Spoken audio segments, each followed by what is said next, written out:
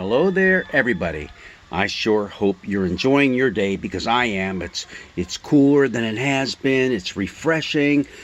Still a bit humid and it's rain here, sunshine there, but overall, I'll take it. I'll take it for a mid-July day. Well, our gospel lesson coming up for this Sunday from Mark the 6th chapter, verses 14 through 29. It's an interesting selection for a gospel lesson because Jesus has nothing to do with it. And yet at the same time, it has everything to do with Jesus. You think that's confusing? Hey, just wait till you read it. Well, just in a nutshell, it's a story about John the Baptizer and his final hours on this earth, how he was put to death. So we're not focusing in on Jesus per se. We're focusing in on John the Baptizer. However, what we focus in on with him has a lot to do with Jesus and what's going to be happening with him just a little further down the line. So when you're looking at it, you think, wait a minute, if we're going to have a gospel lesson, we want to have something that is gospel, good news, right? Where is Jesus in all this? Well, that's where you have to start reading between the lines, because don't forget, this lesson is the middle part of a gospel sandwich. One of those gospel sandwiches that Mark has prepared for us. I did make a mistake last week in saying that we're only going to have the first layer, the first piece of bread, and this week we'd have the rest of the sandwich. Now actually, it's next week we get the top piece of bread. So it's a sandwich 3 weeks in the making. Keep that in mind. So in between stories of Jesus sending out his apostles and then having them come back and report to him is the story of John the Baptizer. And you have to wonder, it's really a gruesome story. It talks about him having his head cut off. His head cut off because of an encounter between Herod and, well, you might want to say his wife, Herodias. Just to simplify it, Herod had divorced his wife and then married the wife of his brother, Philip. And John the Baptizer had called him out on it. Don't forget, Herod is a Jew. He's a Jewish person, but he's not abiding by the law of Moses, the law of God, the Torah. Herod called him out on it.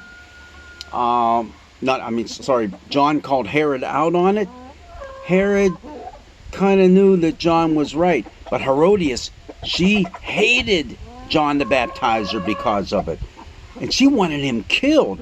But Herod had him imprisoned, kind of like under for his own safekeeping, right? Not house arrest, so to speak, because he was in prison, but to keep him from being killed by anyone else. So the story is quite simple. Herod throws this great birthday party, and during the party they're all having a pretty good time and getting loaded with some pretty good drink. And he invites his daughter-in-law, his stepdaughter rather, to come and dance for them. And it says that he was pleased by what she did. And there's some question as whether this was some sort of an erotic type of dance or not. We don't know. The scholars are kind of divided on that. All we do know is he promised her, you can have whatever you want. Ask for the kingdom, I'll give it to you. So she went back to Mom and said, Mom, what should I ask for? And Mom said, the head of John the Baptizer on a platter. So as the story goes, he couldn't go back on his word. I mean, his honor would have been mud at that point. So out came John the Baptizer's head on a platter. So what do we look at this? How do we know that there's any good news in a story like that? And why would Mark, the gospel writer, include such a story? And why would he place it as he does in this Markan sandwich? A story of great success that Jesus' disciples have as they go out and share the good news of the kingdom and bring about healing and hope and wholeness to the people.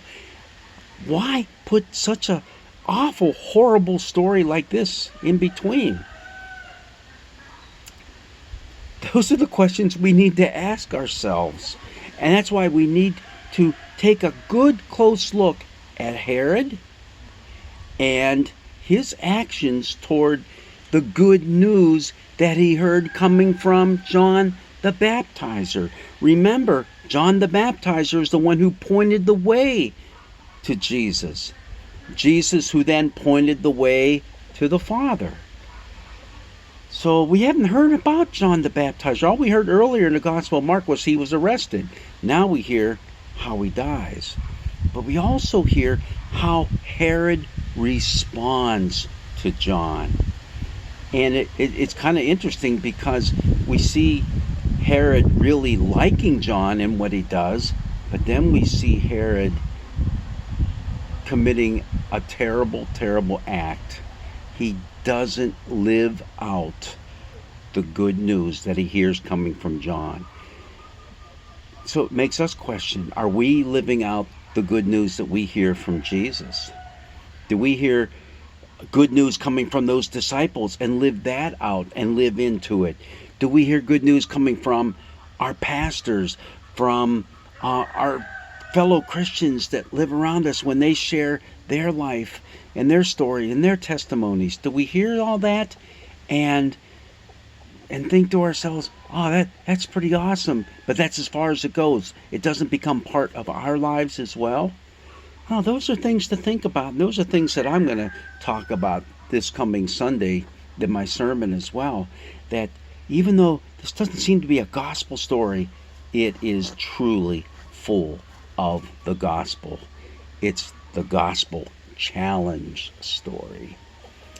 Well, God's blessings be with you. Enjoy your time outside. Enjoy the weather, because you know what? It is an awesome summer. Blessings be with you.